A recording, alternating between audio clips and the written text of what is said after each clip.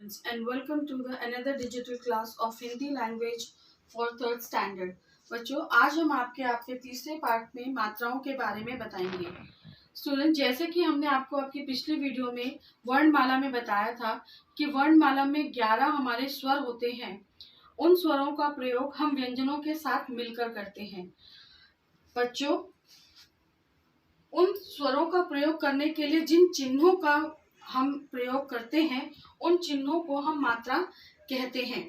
स्वरों का प्रयोग हम दो तरीके से करते हैं, एक उनके मूल रूप में और दूसरा मात्राओं के रूप में, जो इस प्रकार है। जैसे का, कि, कु, कु, कृ, के, कै, को और कौ।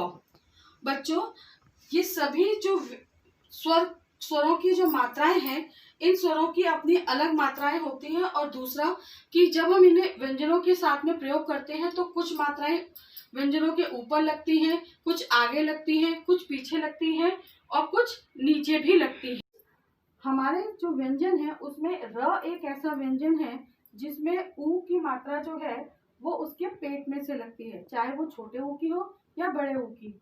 दूसरा, जो हमारा ऋषि है उसकी जो मात्रा होती है वो सभी वर्णों यानी अक्षरों के नीचे लगती है।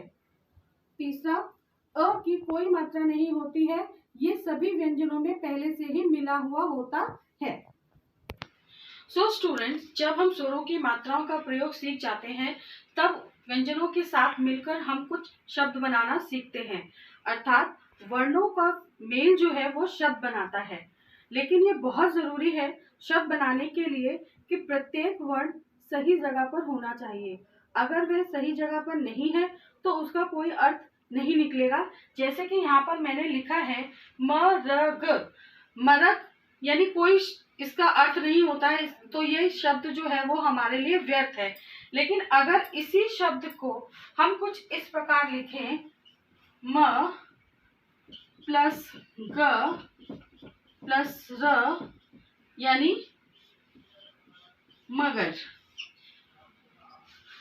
तो मगर शब्द सुनकर हमारे दिमाग में किसी जानवर या वस्तु का जो इमेज आती है उससे हम समझ जाते हैं कि हम किसी पर्टिकुलर वस्तु या जानवर के बारे में बात कर रहे हैं। इसी प्रकार से जो हमारा दूसरा शब्द है ताकिब, उसका भी कोई अर्थ नहीं होता है, लेकिन उन्हीं वर्णों को हम जब सही जगह पर लिखते हैं, जो कि इस प्रकार है कि प्लस ता प्लस ब यानी किताब। स्टूडेंट, शब्द बनाने के लिए अक्षरों का सही जगह पर होना बहुत जरूरी है, जिससे उसका सही अर्थ निकलकर बाहर आए, जिसे हम आसानी से समझ सके। स्टूडेंट, जब हम शब्द बनाना सीख जाते हैं तो उसके बाद हम शब्दों के प्रयोग के द्वारा वाक्य बनाना सीखते हैं। जिस प्रकार शब्दों का सही प्रयोग जरूरी होता है, उसी प्रकार जब शब्द को हम सही जगह पर रखते हैं तो उसके मेल से वाक्य बनते हैं, अर्थात सही शब्दों के मेल से वाक्य बनते हैं। यहाँ पर मैंने उदाहरण के लिए एक वाक्य लिखा है, कमर साथ खेल बच्चों के है रहा। यहाँ पर शब्द तो है, शब्द भी सही है, लेकिन सही जगह पर नहीं है, जिसकी वजह से वह वाक्य जो है वो गलत है।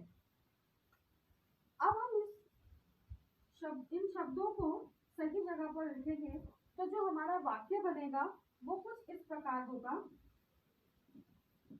कमल बच्चों के साथ खेल रहा है।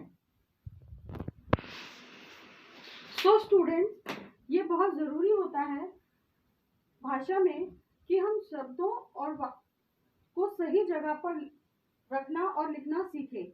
जब हम ये सीख जाते हैं तो उसके प्रयोग से हम वाक्य बनाते हैं और इन्हीं वाक्यों को भी हमें सही ढंग से लिखना और पढ़ना चाहिए।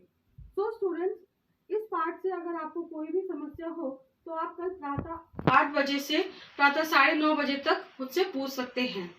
अगले वीडियो में मैं आपको आपके अगले चैप्टर में जो कि संज्ञा है उसके बारे में बताऊंगी। Till then, good bye and have a nice day.